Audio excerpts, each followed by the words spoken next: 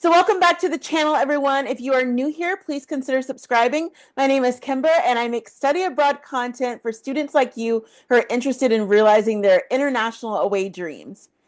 So I wanted to cover this topic because I know that it has been a hot button topic for a while, particularly the past 6 months since President Trump started his second term. But for me, I'm the type of person, if you've been watching my channel for a while, you know that I would rather be late and do something many, many months later and be right than to be fast on it and be wrong, because these types of topics evolve, these situations evolve, and especially when you have a new administration coming in and you know that it was a key point of what they ran on, and you know there's going to be legal challenges. I wanted to see where everything landed. Now we have just surpassed the first 100 days or so of the new Trump administration, and so things are a lot different than they were in January or February on this particular topic of student visas, and so I want to cover it from that perspective. So I will start out by saying that, number one, to highlight that international students are still able to come freely to the United States. I know that there's been talk of that even on TikTok of, oh my God, like they've banned everyone. This is not true. Again, a lot of people just love to get on the internet and babble just because they have a camera on their phone or their computer. That is not what we do here. That is not true. You are still able to come. Colleges, high schools, boarding schools, other types of schools are still accepting international students as they have been for decades and decades. And for the overall most part, there is not a lot of changes to visa rules as a standard. Now, I have a video coming up on my channel that talks about the latest on F1 visas and other visas for students for 2025, but most things have not changed. So I think that we just need to sort of calm down and relax a little bit and maybe turn off the TV or turn off your phone, because again, there was a lot of upheaval. I'm going to get into it shortly, but overall, a lot has not changed for the average student. So to recap where we have been, again, once President Trump took office for a second term in January, again, this was something that he ran on, so we knew that it was going to be a big deal to sort of come in and tackle immigration through a variety of lenses, and for student visas, that was one of them. Now, as we have moved forward into April, I will just say that April and May, everything that sort of happened in January and February has been reinstated. So you probably would have heard that close to 5,000 students at the time of this recording this video, it's 4,750 students had their visas revoked. Now, most of those visas have been restored since that time. The Trump administration is reversing course after weeks of revoking student visas for thousands of international students, including students here in Southern California. The Justice Department just announced it is now restoring those visas. NBC4's Hetty Chang is in Irvine now with reaction from immigration attorneys who represent some of the impacted students. Hetty. And Carolyn, those immigration attorneys say students feel cautiously relieved because no one is sure whether this reversal is temporary or permanent. You know, some of the students impacted, they are less than a month away from graduating, and they can't be certain the Trump administration will change course once again. So within a short period of time, there were lots of legal challenges. There were lots of schools that got involved, lots of clarity on that. And since then, the White House has also backed off on just doing a mass revoking of visas. Now, to look at the reason why some of these visas were revoked, the first reason is just for minor infractions. So this could be that maybe the actual status wasn't up to date on the school end, because again, schools play a responsibility in helping to lead the U.S. government in certifying visas. That could have been where maybe it wasn't up to date. It could have been as well for traffic violations, for small fines, different things like that. So that was one of the reasons why some of those 4,000 plus visas were revoked. But the other two reasons do sort of trickle into the Constitution and looking at legalities. I'm not going to dive into that today because this channel is not about that, and I'm also not a lawyer. But I will just say that from a sort of bird's eye view, looking at the two different things that we're focused on. So number one, tackling social media, and looking at particularly anti-Semitism and support for things that this particular administration felt that was unconstitutional within at least their view, or topics that they felt were a threat to the U.S. So supporting organizations like Hamas, Hezbollah, even ISIS or other terrorist organizations. That's something that they were looking at and that they were very fast and quick about revoking students for. Also, too, for students who had attended protests that may have been in support for Gaza or Hamas or Hezbollah or other things like that, that may have been counterintuitive with the United States' stance on supporting Israel. Again, I'm not going to get into the political facts of that, but I will just say that that's where a lot of that stemmed from. So a lot of the students that were doing that were wrapped up in, of course, they are able as international students to express themselves. You have the First Amendment right.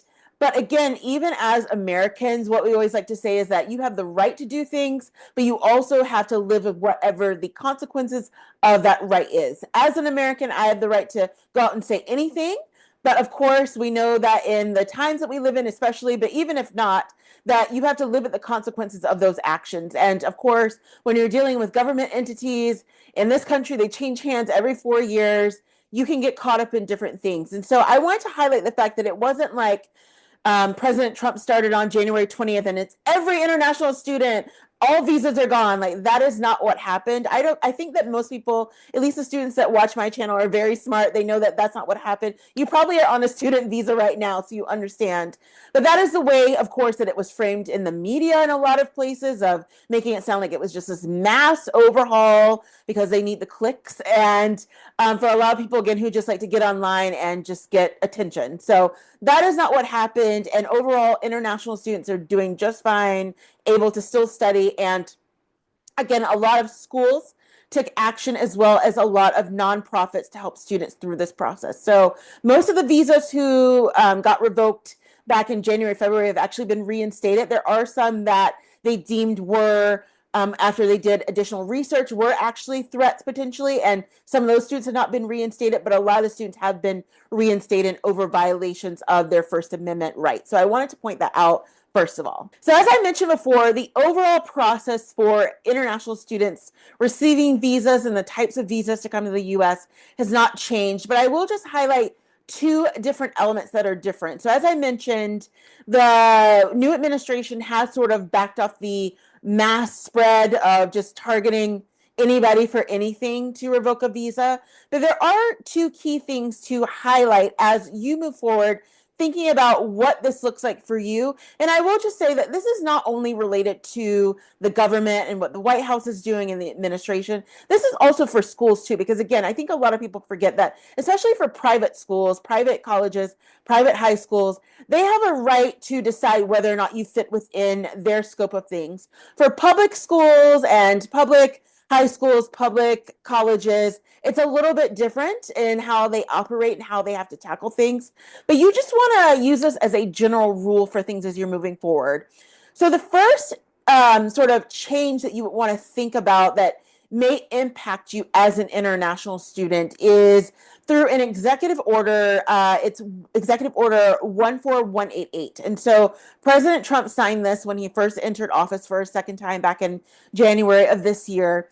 This particular executive order focuses on highlighting students who may need to have their visa revoked in the lens of anti-Semitism. So again, the discussion of anti-Semitism, the stance of the U.S. government is that, and again, this is not on an individual basis, I'm not talking about my own opinion either way, but the stance of the U.S. government has been for many years that we are a strong ally of Israel. We stand with Israel, and we are not supporting Hamas or what is going on in other parts of the world within that particular topic. And so, again, looking at the legalities of that, a lot of people have already done that who are much more specialized in that than I have. But this particular executive order is focused on that. And I will just say that even though the administration has backed up with the mass tackling, that is something that they're still focused on. Again, it's something that President Trump ran on. And so we just have to be aware that any type of anti-Semitism, or whether it's in speech, social media, even down to, I know that they are also too asking people to highlight that if you have a student who's writing an essay that is focused on anti-Semitism, that depending on if the college or the school is willing to do that, to report that person. And so just being aware of, again, it goes back to that golden rule of, yes, once you come to the US, you have the right to say whatever you want to say, but you also have to live with the consequences of those. The other thing that is different as well is something called catch and revoke. So this is using AI tools on social media primarily. So you're thinking about TikTok, you're thinking about Twitter, Twitter X, you're thinking about YouTube, even though YouTube is a search engine. You're thinking about blog posts if you do that. Whatever you're doing online, this is using AI tools to go through and not just highlight anti-Semitism from potential international students, but this is also looking at as well, are you posting things that support Hamas? Are you posting things that support Hezbollah, ISIS, Al Qaeda, whoever it is, anything that is deemed a terrorist threat to the United States? This is something that the government is highlighting. And of course, we know with AI, it's very advanced. It can sort of dig beneath the surface of finding things. So I just wanted to point those two sort of elements out of what has kind of been the highlight piece of what has changed, because again, not much has really changed that much. But now that the dust has settled on this, you can sort of think about it and breathe with a clear head. And so I always like to go back to, again, chat. What did we learn? We learned that not much has actually changed within the overall process of the US visa. But as well, for students who want to come here internationally, that you just need to be aware that there is more monitoring going on. And I will just point out, I will put up a graphic right now to show you sort of some of the other countries that do different things, because people always ask, well, how does this compare to other countries? So for me, I always just like to give this spiel to international students, and it's very close to me. Again, I'm someone who have had so many student visas, so I understand how this works. You need to be aware of the fact that when you are on a student visa, keep in mind the entire time, you are a guest in someone's home. So you want to look at it as like that. You want to be the overall model citizen, even though you're not a citizen of that particular country, but you want to go above and beyond of what even the most model citizen would do in that country, because you're a guest in their home. So thinking about it as having a visitor over, you want to make sure that you are modeling the behavior, that you are showing the overall gratitude for being in that country, whatever it is, and that you're following the rules. So you may see students who are native born doing different things. It doesn't mean you have to participate, because again, they're coming at it from a different angle than you, and they're not going to be impacted. An American student, even if they get kicked out of school, they can go to another school probably. For you, if you get kicked out of the country off of a visa, you're likely not going to get another one. No one has a right to a student visa. No one has a right to a green card, by the way. So when you apply for a student visa, or any visa to enter the United States, we have a right to deny you for virtually any reason. But I think being a supporter of Hamas and coming into our universities and turning them upside down and being complicit in what are clearly crimes of vandalization, complicit in shutting down learning institutions. There are kids at these schools that can't go to class. You pay all this money to these high-priced schools that are supposed to be of great esteem, and you can't even go to class. You're afraid to go to class because these lunatics are running around with covers on their face, screaming terrifying things. So I just wanted to highlight that. But for what other countries are doing, you will see that it's sort of comparative, except for the free speech part. So that is something that is still being worked out on the legal end. But a lot of countries have it where there are certain infractions where you can get kicked out. So on par with the exception of the free speech element, which we're still working out in terms of these visas in the US, they're still on par with most of other countries that a lot of students would go to. So I just want to highlight that. And so as I close out, I just want to say, relax, breathe. It's going to be okay. A lot of the dust has settled.